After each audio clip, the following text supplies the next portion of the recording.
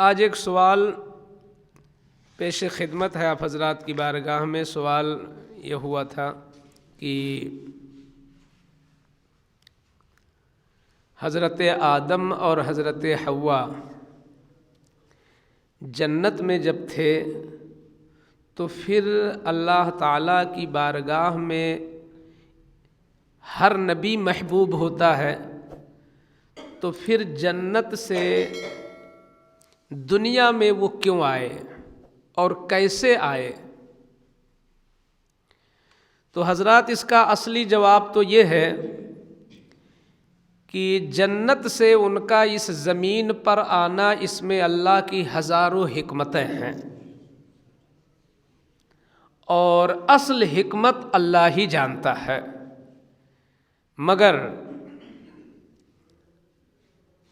جو کتب تفاسیر میں بات آئی ہوئی ہے وہ یہ ہے کہ ان کے اترنے کا جو سبب بنا ہے وہ شیطان بنا ہے۔ جب آدم علیہ السلام کو اس نے سجدہ نہ کیا، اور سجدہ نہ کرنے کی وجہ سے جب وہ مردود ہو گیا بارگاہ سے، اور ہمیشہ کے لیے لعنت کی طوق اس کی گردن میں پڑ گئی، تو وہ بہت حاسد ہو گیا حضرت آدم کا، چونکہ اس کے پاس اختیار اور پاور اللہ تعالیٰ نے دیا تھا اپنے بندوں کی آزمائش اور امتحان کے لیے، تو وہ ہر شکل میں بن جاتا تھا، جہاں چاہتا تھا پہنچ جاتا تھا۔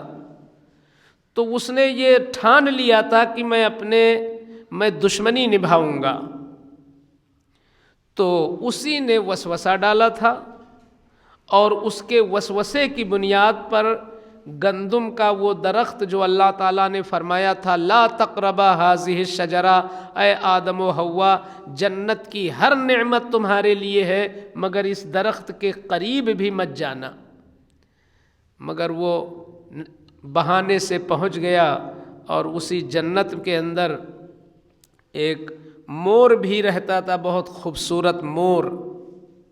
حضرت آدم اور حوا اس کے رقص کو دیکھا کرتے تھے۔ اس نے مور سے دوستی کیا اور کہا کہ تم اس طرح رقص کرتے ہوئے دروازے تک آ جاؤ کہ آدم و حوا دیکھتے دیکھتے وہاں تک آ جائیں، اور میں ان سے کچھ گفتگو کر لوں۔ اس بہانے سے حضرت آدم و حوا قریب آئے، اور اس نے قسم کھایا جس کا ذکر 9ویں پارے میں ہے، وَقَاسَمَهُمَا إِنِّي لَكُمَا لَمِنَ النَّاصِحِينَ۔ شیطان نے ان دونوں نفوس قدسیہ سے کہا کہ میں تمہارا خیر خواہ ہوں، یہ جو جنت کی بہاریں ہیں یہ ہمیشہ کے لیے تمہارے لیے نہیں ہیں، ایک دن موت آئے گی اور پھر یہ نعمتیں ختم ہو جائیں گی، اس لیے اگر تم ہمیشہ رہنا چاہتے ہو تو میری ایک رائے مان لو۔ ان دونوں حضرات نے تو کہا اللہ تعالیٰ نے تو منع کیا ہے وہ قریب جانے سے، تو اس نے کہا قریب جانے سے منع کیا ہے، کھانے سے منع نہیں کیا ہے۔ ایسا کرو کہ قریب مت جاؤ، ہم توڑ کے دیتے ہیں۔ اور جب قسم کھایا اور اللہ کی قسم کھایا تو ان حضرات کو یقین ہو چلا کہ اس رب کی قسم کون کھا سکتا ہے غلط اور جھوٹ۔ تو اس نے کہا اگر اس کو کھا لو گے تو نہ موت آئے گی اور نہ کبھی جنت سے نکلنا ہوگا، ہمیشہ اسی نعمت میں رہو گے۔ اس طریقے سے سبب بن گیا۔ اب یہاں پر ایک سوال ہوتا ہے کہ بھئی نبی کو تو غیب کا علم ہوتا ہے، تو شیطان کا یہ وسوسہ کیسے کام کر گیا؟ ایک نبی کو شیطان نے کیسے بہکا دیا؟ تو حضرات جو چیز ہونی ہوتی ہے اللہ کی طرف سے اس کے راستے بن جاتے ہیں، یہ اپنی جگہ مسلم ہے کہ نبی کو غیب کا علم ہوتا ہے اور ہے، مگر اگر کوئی اللہ کی کوئی حکمت ہے کسی کام کے لیے، تو اتنی دیر کے لیے بھول اور نسیان ضرور طاری ہو جاتا ہے، یعنی وہ چیز تھوڑی دیر کے لیے دماغ سے غائب ہو جاتی ہے، جس کے نتیجے میں اللہ تعالیٰ کی طرف سے جو ہونا ہوتا ہے پھر ہو جاتا ہے۔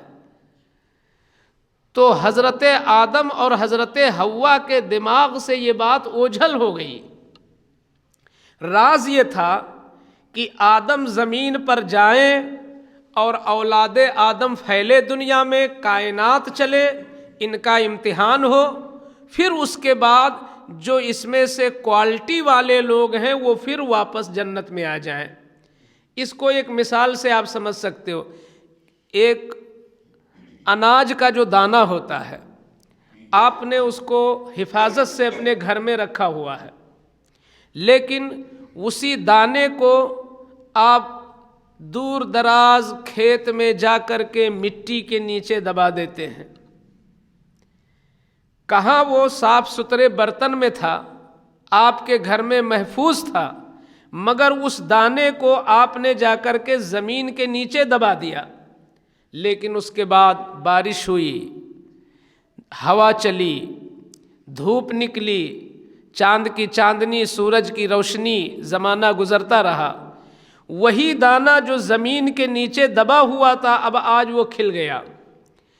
اب اس کے ایک دانے کے بدلے کئی دانے اس میں نکلے، لیکن پھر اس کی کٹائی ہوئی اور اس کے بعد اس میں جو بھوسا، جو بیکار چیزیں تھیں وہ سب ہٹ گئیں، اور جو اچھے اچھے دانے تھے پھر آپ اسی ایک دانے کے بدلے 50 دانے لے کر کے آپ پھر اپنے گھر میں لاتے ہیں واپس۔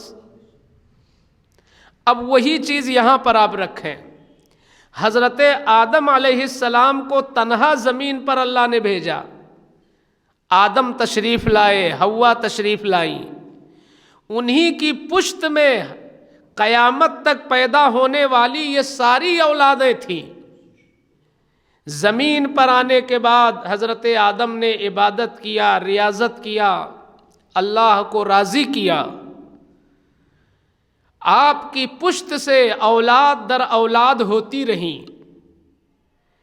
ان اولادوں میں کچھ فرما بردار اولادیں ہیں، کچھ نافرمان اولادیں ہیں۔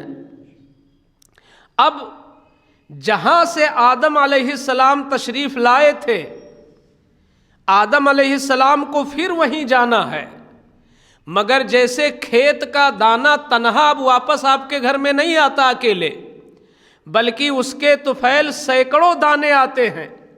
آدم و حوا تنہا تشریف لائے ہیں، مگر اب جب واپسی ہوگی تو آپ کی ہزاروں اولادیں آپ کے ساتھ جائیں گی، مگر وہی جائیں گے جن کا ایمان صحیح ہوگا۔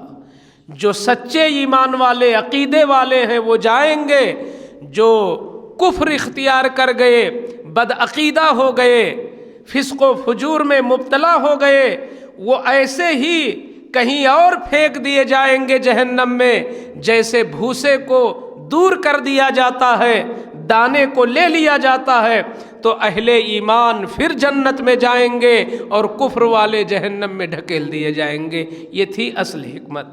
اللہ تعالی ہم سب کے ایمان کا تحفظ فرمائے اور سچے ایمان پر ہمیں قائم و دائم فرمائے۔ بسم اللہ الرحمن الرحیم، صلی اللہ علی النبی الامی وآلہ صلی اللہ تعالی علیہ وسلم۔ یا رب العالمین، یا ارحم الراحمین، اس درس کو اپنے فضل سے قبول فرما لے۔ یا اللہ کریم، تو اپنے کرم سے جتنے شریک ہیں سب کی شرکت کو قبول فرما لے۔ یا اللہ، جن کے دلوں میں کوئی جائز مرادیں، تمنائیں، آرزویں ہوں، اے علیم و خبیر مولا اس کی تکمیل فرما دے۔ یا رب العالمین، یہ ذکر کی محفل، درس کی محفل تجھے بڑی پسند ہے، اس پسندیدہ محفل کا واسطہ تیری بارگاہ میں ہم سب کو جسمانی اور روحانی شفائیں عطا فرما، اور ہم سب کے گھروں سے بلاؤں کا خاتمہ فرما، برکت و رحمت کا نزول فرما، اور ہم سب کو تمام زمینی آسمانی بلاؤں سے محفوظ فرما، سکون کی زندگی عطا فرما، موت پر خاتمہ نصیب فرما۔ وصلی اللہ تعالی علی خیر خلقہ وعلی آلہ واصحابہ اجمعین برحمتک یا ارحم الراحمین بحق لا الہ الا اللہ۔